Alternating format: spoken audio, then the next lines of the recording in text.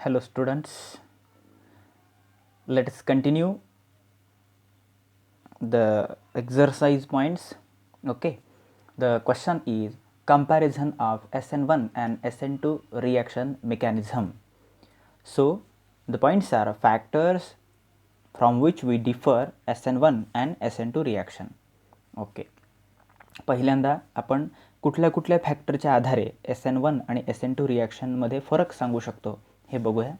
त्यात पहिलं आहे कायनेटिक्स, त्याच्यानंतर आहे मॉलिक्युलॅरिटी, त्याच्यानंतर आहे नंबर ऑफ स्टेप्स, त्याच्यानंतर आहे making and breaking of bond, transition state, stereochemistry आणि पोलॅरिटी ऑफ सॉल्वंट. अजून बरेचसे मुद्दे आहेत, पण एवढे मुद्दे या कंपॅरिझनमध्ये आपण बघूया.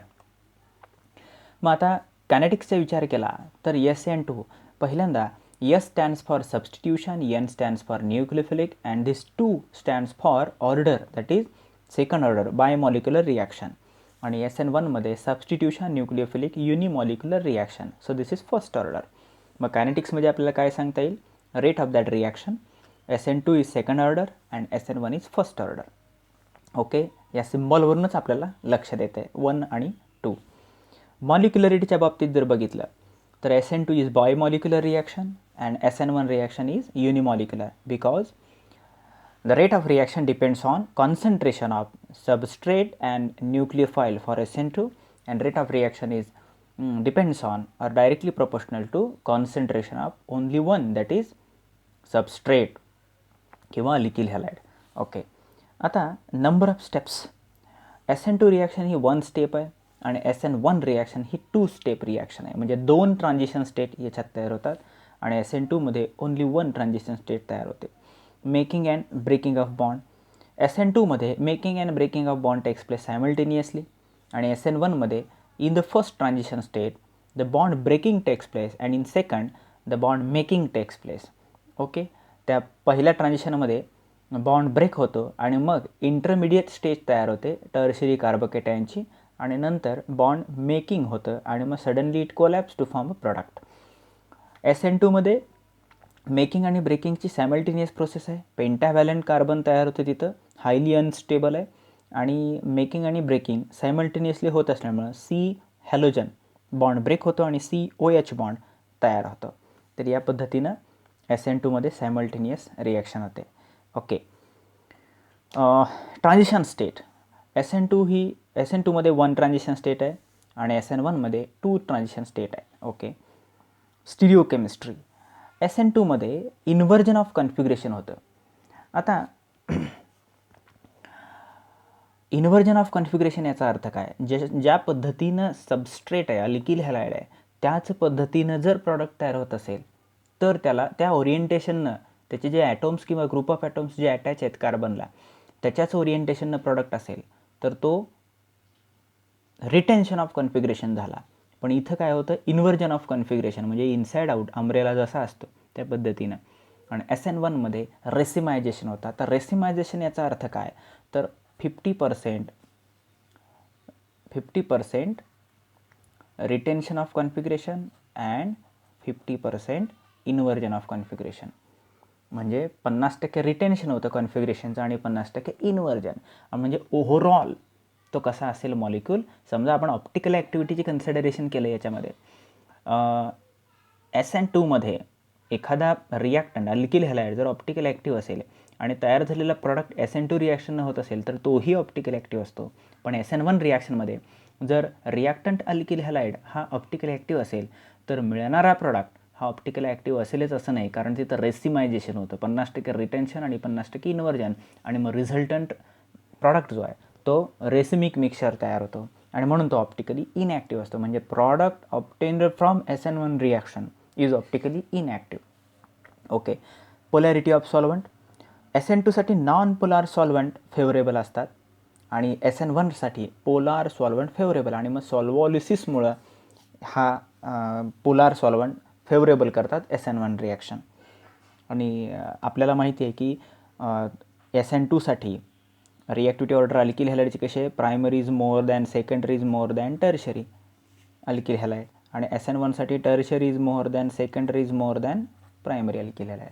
तर या पद्धतीनं आपण comparison between SN1 and SN2 mechanism सांगू शकतो. ओके. त्याच्यानंतर दुसरा एक पुढचा प्रश्न आहे तो म्हणजे ऑप्टिकल ॲक्टिव्हिटी ऑफ 2-chloroब्युटेन. 2-chloroब्युटेनची ऑप्टिकल ॲक्टिव्हिटी. मग आता ऑप्टिकल ॲक्टिव्हिटी शिकण्यासाठी आपल्याला काय काय गोष्टी आवश्यक आहेत. पहिल्यांदा आपल्याला 2-chloroब्युटेनचं स्ट्रक्चर माहिती पाहिजे. What is the structure of two chlorobutane? 2-chloroब्युटेन.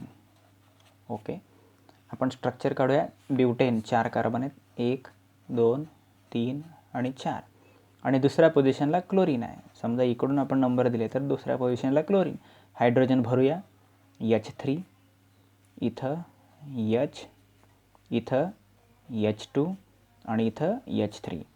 म्हणजे आता बघा, हा जो कार्बन आहे इथला, हा कार्बन कसा असेल? असिमेट्रिक कार्बन असेल. हा असिमेट्रिक कार्बन, आणि म्हणून हे कंपाऊंड ऑप्टिकली ॲक्टिव्ह आहे. मग आता ऑप्टिकल ॲक्टिव्हिटी डिस्कस करत असताना आपल्याला असं मुद्दे सांगावे लागतील की 2-chloroब्युटेन कन्सिस्ट ऑफ C2H5, बरोबर आहे. हा ग्रुप म्हणजे C2H5 झाला.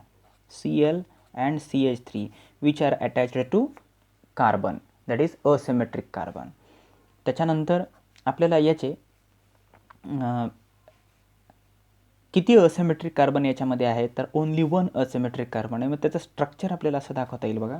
कार्बन, इथं क्लोरीन, इकडं H, इथं वरती आपण C2H5 दाखवूया आणि इथं CH3. आणि याची जी मिरर इमेज आहे, ही मिरर इमेज कशी येईल? Cl आता इथं येईल, परत इथं कार्बन असेल, इथं C2H5 असेल, इथं हा H असेल, इकडचा H इकडं असेल आणि CH3 आहे असा. आणि हे 2 जे कार्बन आहेत, म्हणजे इथला एक आणि इथला एक, हे असिमेट्रिक असतील. मग आता याच्यावरून नंबर ऑफ इनॅन्शियोमेरिक पेअर्स आपल्याला काढता येतात. So number of enantiomers equal to 2n equal to 2:1. n is number of asymmetric carbon atom. म्हणजेच काय असेल? 2. म्हणजे आपण एक असिमेट्रिक कार्बन असेल तर त्याच्या 2 पेअर्स सांगू शकतो.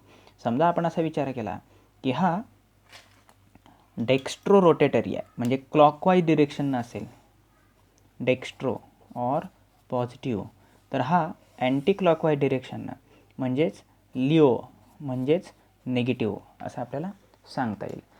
त्यानंतर dextro rotatory lactic acid, dextro rotatory two chlorobutane. आणि मग त्याच्यात आपल्याला असं लिहावं लागेल, this rotate plane of plane polarized light PPL towards clockwise direction,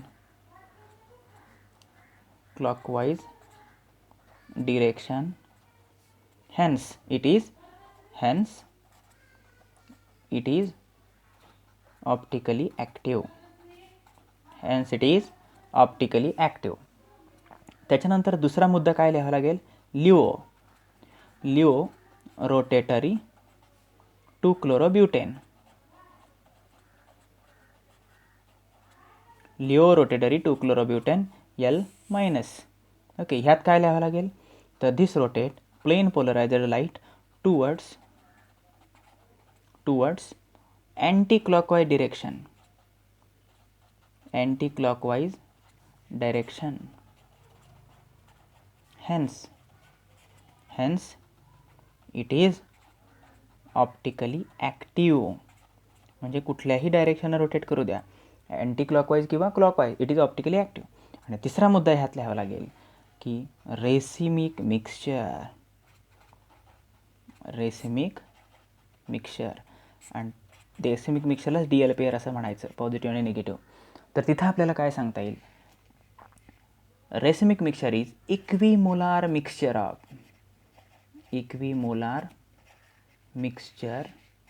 of dextro and laevo isomers of 2-chloroब्युटेन.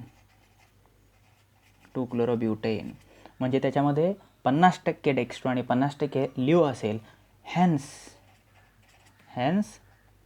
it is हे कसं असणार आहे, ऑप्टिकली इनॲक्टिव्ह ड्यू टू काय लिहावं लागेल, एक्सटर्नल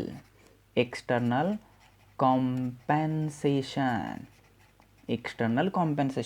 आता एक्सटर्नल कॉम्पन्सेशन हा अतिशय महत्त्वाचा शब्द आहे की जो तुम्हाला बोर्ड परीक्षेमध्ये लिहावा लागतो. म्हणजे why racemic mixture is optically inactive, racemic mixture is optically inactive due to external compensation. म्हणजे 50% डेक्स्ट्रो आणि 50% लिओ हे एकमेकाला कॅन्सल होतात आणि म्हणून ते रिझल्टंट मिक्सचर जे आहे ते ऑप्टिकली इनॲक्टिव्ह असतं.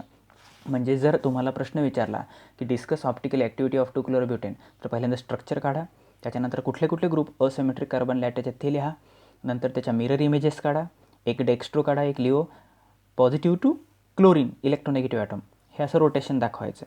मग डेक्स्ट्रो पॉझिटिव्ह, लिओ निगेटिव्ह, त्याच्यावरून त्याचे नंबर ऑफ इनॅन्शिओमर्स काढायचे. नंबर ऑफ इनॅन्शिओमरचा फॉर्म्युला 2n, n म्हणजे asymmetric carbon, 2:1 is equal to 2. मग त्याच्यामध्ये पहिला मुद्दा dextro rotatory 2-chlorobutane, it rotate plain polarized towards clockwise direction, hence it is optically active.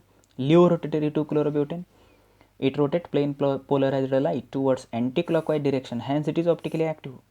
हे रोटेट करतात म्हणून ऑप्टिकली ॲक्टिव्ह आहेत. आणि रेसिमिक मिक्सचर तिसरा मुद्दा आहे, DLPR, it is the equimolar mixture of dextro and laevo isomer of 2-chlorobutane, hence it is optically inactive due to external compensation. तर या पद्धतीनं आपण 2 क्वेश्चन आज इथं या व्हिडिओमध्ये बघितलेले आहेत. थँक्यू.